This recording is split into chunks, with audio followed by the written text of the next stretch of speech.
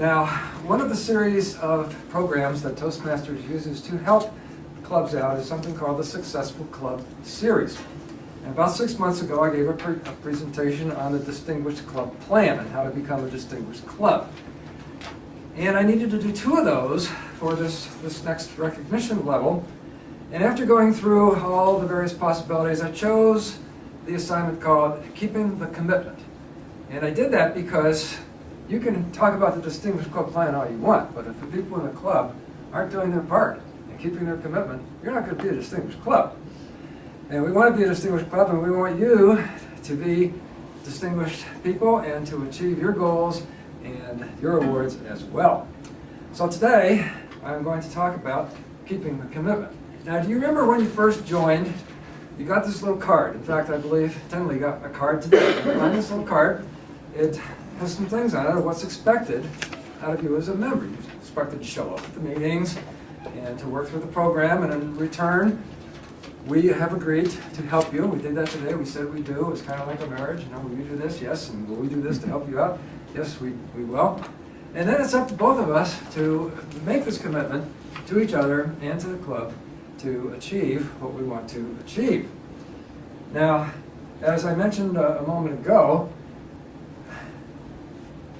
being a member of the club is more than just paying your dues, which is important, especially since I'm the treasurer this time. It's really important that you pay your dues, but if you don't show up. At one point, we had something like 52 members in this club about 2 or 3 years ago. And granted, some of them had left, others were out of town, but we still only had an attendance of maybe 20 people at a meeting. People were not coming to the meeting who didn't have a role.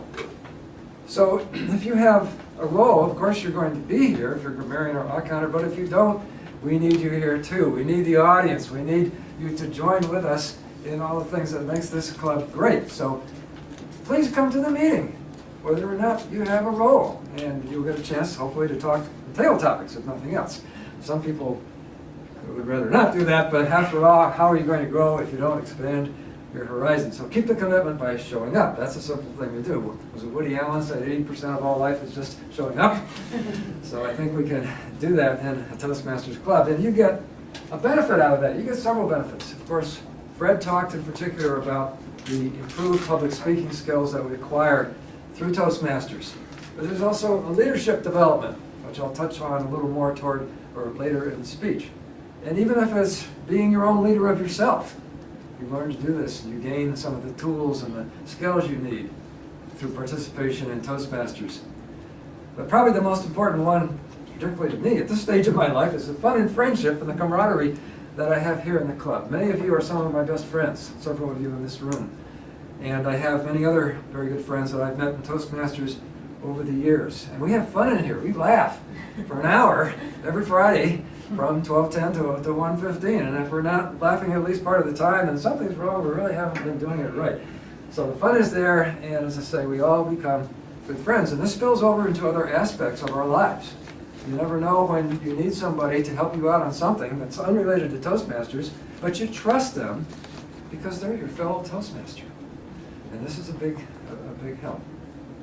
So the next thing I want to talk about, as far as keeping the commitment, is to go the other way. Participation. All right. You get out of Toastmasters what you put into it. If you show up once a month, you're going to get out of it a once a month effort. If you show up every week, you're going to get 4 times as much out of Toastmasters as you would if you can only come once a month.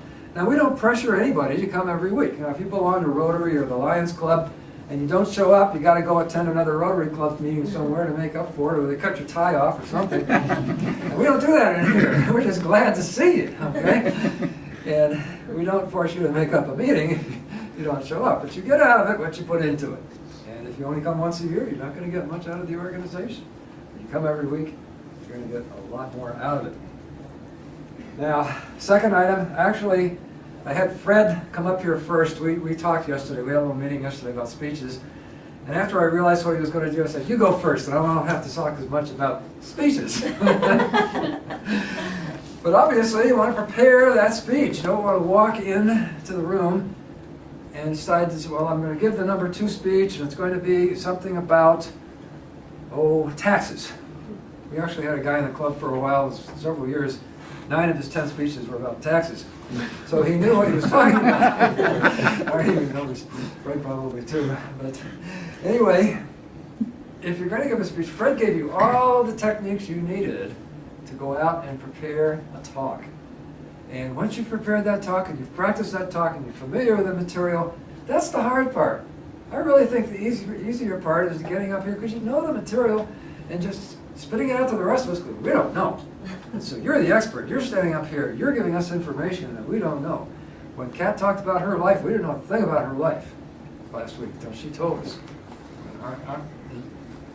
Aaron gave us a very dramatic speech on divorce, and these were issues that certainly we didn't know about. So you're the expert if you're up here, and this is your opportunity to educate us or to provide us with information that you want us to have, and you can feel positive about that. You can feel in charge when you get up here. This is a really solid oak lectern, and you can really hang on to it after it. Some people push it out of the way.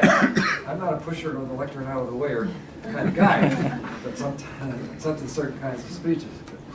But anyway, prepare that speech. Every speech, a manual speech. Does anybody have a manual in front of them? Hold it up. It's right there.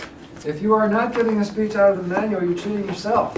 Because the manual is a series of speeches that build upon, one builds on the next one through the 10 speeches to help you become a better speaker. You focus on the fundamentals first, and you work your way up to the more complicated material.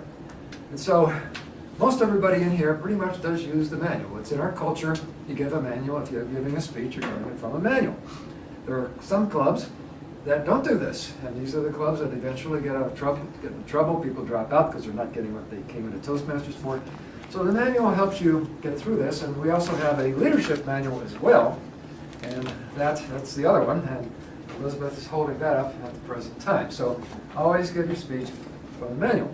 And then the other aspect, of course, is the evaluation portion where you get the feedback.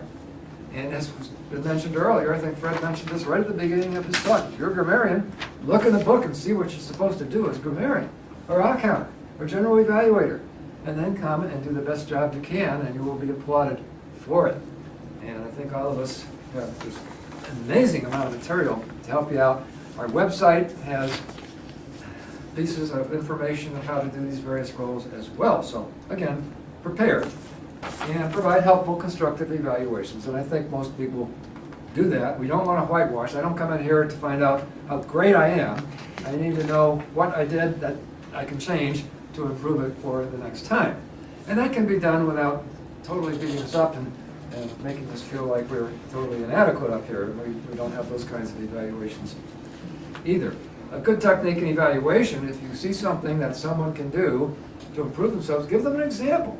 You could do it this way, and then go ahead and say what you would have done if you had made your speech, and that's helpful. Now, we all recognize that not everybody agrees on evaluations, and in my advanced club, we go around the room and everybody has something different to say, and sometimes the evaluators don't agree. I was at a forum last weekend where there was disagreement on the evaluation that was given to me, and I appreciated getting that feedback.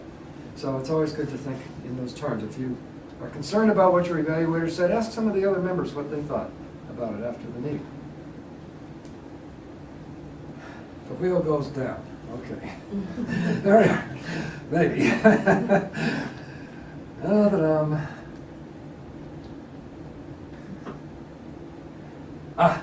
Okay. This must be an Apple mouse. No, it's Logitech. Okay. Sorry, Arnie. The environment of the meeting is very important, of course. And we want an environment where we can help to create a positive, friendly environment, and we all do this so that we can learn and we can grow. And I feel that this club, we do this quite well. You know, we treat our members with respect. The guests come in, we welcome them, we try to introduce ourselves to them and make sure that they're comfortable. I think this club does that well. So all we need to do is get the guests to come in so that we can do this. And that's where we're at right now, trying to bring in new members, as we always are. New members are important. We want to not only have the guests see what we do here in the club, but guests, when they become members, literally bring new blood into the club. They bring new personalities, new ideas, and it refreshes the entire energy of the organization. Those of you who remember people like Glenn Toll and Angie Anderson, you know the energy that they put into this club. And all of you and some of you who are guests now, I have no doubt that once you